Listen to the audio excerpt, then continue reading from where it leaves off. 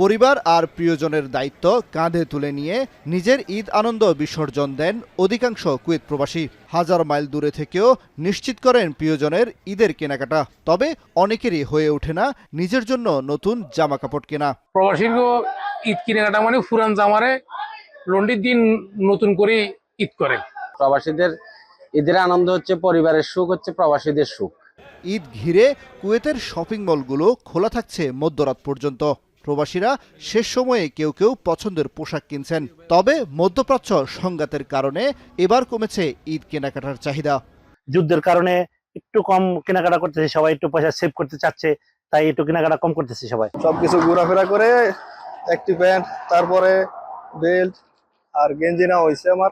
প্রতি ঈদে দেশে ফেরার উদ্দেশ্যে প্রবাসীরা কেনাকাটা করে থাকেন। এবার আকাশপথে ঝুঁকি তৈরি হওয়ায় তারা যাত্রা স্থগিত করেছেন। এইবার ঈদ তেমন একটা ভালো যাবে না, কারণ মন মানসিকতা ভালো না।